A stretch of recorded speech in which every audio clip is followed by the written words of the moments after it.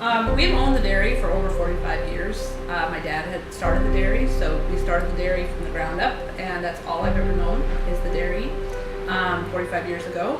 And then now we've been running the creamery for, well, we started in 2009, so almost 10 years, 9 years now that we've been running the creamery. It's nice in the way that we're kind of the only one, so we're really where everyone can go if they want some milk and local milk. On the other side, it sometimes can be challenging because we have very few resources here.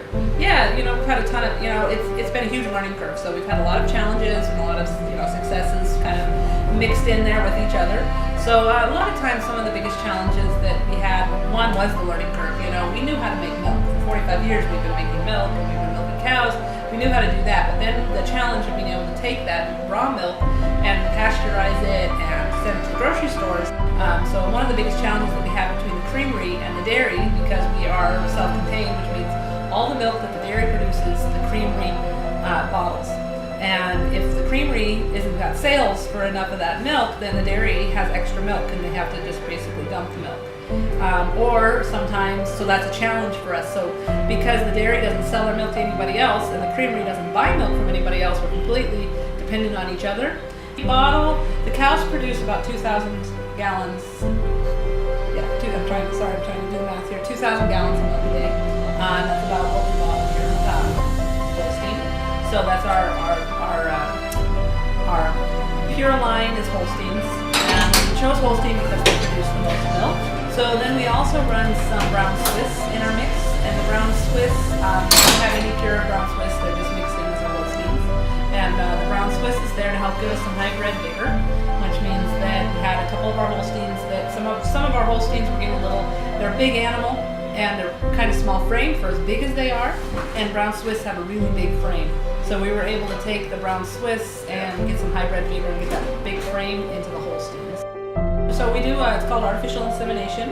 So we actually don't have any bulls on the place. So everything that we breed is, there's a company that has the semen, and we buy the semen from them. So we have lots of bulls, but they all come in little vials, come in little straws, and we do all of that in-house. We do all the breeding ourselves. Definitely kind of done a few little ups and downs. When we started out, we had about 100 head. 150 head, and then when we started the creamery, we had some downshift because we weren't able to quite sell the milk, so we culled a bunch of cows, so we dropped our herd numbers way down. Since then we've been doing nothing but growing, so now we're about 200, between 275 to 300 head. 300 head is pretty much our max. That's what our facility can handle. That's what the dairy can handle. And so at that point, then we sell, you sell heifers because we'll still be breeding and then you just sell heifers off it. One of the nice things about having a closed herd is that we're able to have a very natural herd. I mean, the cows are not exposed to anything, they're not injected with anything, they are a completely natural herd. So that's a really nice thing. Some of the challenges, of course, are that when we're running really short on milk, it'd really be nice for the dairy to go out and buy more cows to supply the creamery with it. We're not able to do that. But that's okay too, because we have to learn as a dairy and a creamery to work together and be able to match each other, to complement each other. So there's definitely some advantages and disadvantages. To us, it keeps our cows healthy. It also helps us keep a really good genetic pool, so we know each cow, we have 10 generations of cows born here, so that's amazing. And nobody else has been introduced here.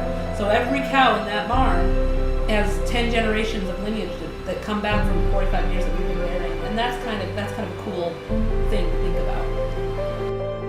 Mostly it has to do with cleanliness. The biggest disease that we have as a problem in dairy cows is mastitis, and that's an infection in the udder that can't really be prevented by any kind of a vaccine.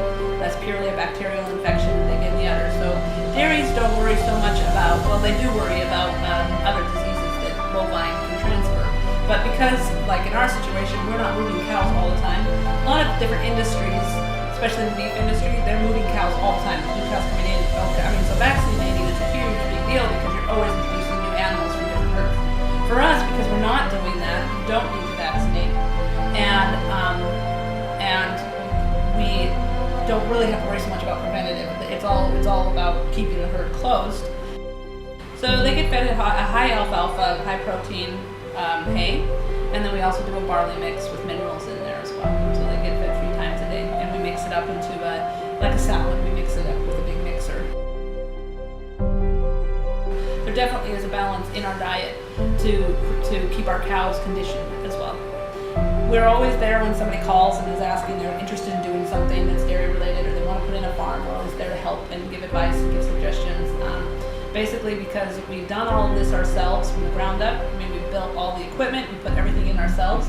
We are kind of a one-stop shop when it comes when people want to come to somebody and ask, how did you do this? We're able to say, this is how we did it, other than saying, oh, we didn't do that, somebody else did that for us. So we don't really have to do that. So, as far as growing the industry, we're a really good resource for people. We have the dairy, the cows, and we milk the cows, then we process the milk, and then the next big component that we don't talk about as much because it really isn't, nobody really asks, and it's really not as much of an interest, is about the marketing and the distribution, the actual sales of our milk, what do we do with it. Some of the challenges that we've come up with first is education. So we're cream on top milk, we're not homogenized. So it's the first thing we have to help out people understand is that our cream will separate and come to the top, so you have to shake our milk. When we first started, people thought that the milk was bad because they'd get the cream on the top, they'd pour it on their cereal, and then it would kind of be chunky cream on there, and they would be like, what is this on my milk? And they'd call and say, our milk's bad. And say, no, it's not, that's the cream. We have cold brew coming this summer, which we did last year too, but that's kind of a new product that we bring in and out. Kind of always looking at different